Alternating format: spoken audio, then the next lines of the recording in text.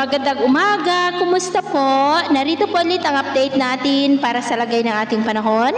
Ngayong umaga po ng January 22, 2024 na kung saan sa ngayon ay patuloy pa rin ang pag-iral ng hanging amihan at ito po ay lumalakas na at umiihip na po dito sa malaking bahagi ng Luzon. Ang shear line o yung linya ng hangganan ng malamig na amihan at mainit na easterlies ay nandyan po ngayon sa may Bicol region pero manipis lamang po ito at ang easterlies naman ang umiihip po sa nalalabing bahagi ng silangan ng ating bansa.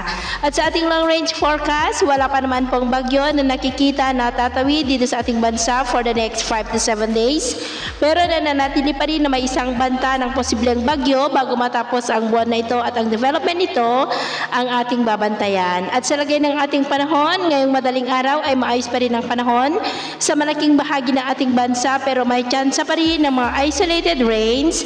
Dito po sa ilang bahagi ng Cagayan, dulot po yan ng amihan at may mga isolated rains rin sa ilang bahagi ng Infanta, Quezon, Sorsogon, Oriental Mindoro, dulot po yan ng shear line. May mga isolated rains rin sa ilang bahagi ng Sorsogon, ilang bahagi ng Eastern Samar, Dulag at Abuyog, Leyte. At mamaya ay sisikat ang araw sa malaking bahagi ng ating bansa pero may tsansa pa rin ng maulap na kalangitan with isolated rains sa ilang bahagi po ng Babuyan Island, Cagayan, Quezon, Sorsogon, Catanduanes, Camarines Sur at Eastern Samar. At mamayang hapon, mataas muli ang tsansa ng maulap na kalangitan with isolated rains dito pa rin sa may Cagayan, Quezon, Bicol Region, Oriental Mindoro, Aklan, Samar Provinces, Leyte, Dinagat Island at ilang bahagi po ng Davao Region at Sorsogon.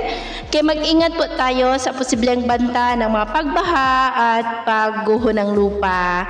At sa atin naman pong mga baybayin dahil po sa amihan ay maalon po sa mga baybayin ng Ilocos Region, Cagayan, Extreme Northern Luzon Seaboard at silangang baybayin ng Luzon ng mga alon ay posibleng aabot hanggang po sa 2 to 4 meters height. At dahil naman sa easterlies ay maalon rin sa silangang baybayin ng Visayas at Mindanao na ang mga alon ay posible po na aabot hanggang po sa 1.8 to 2.5 meters height. Iwasan muna natin ang papalaot diyan po sa mga may kulay pula para mas makaiwas sa mga sakunang pangkaragatan.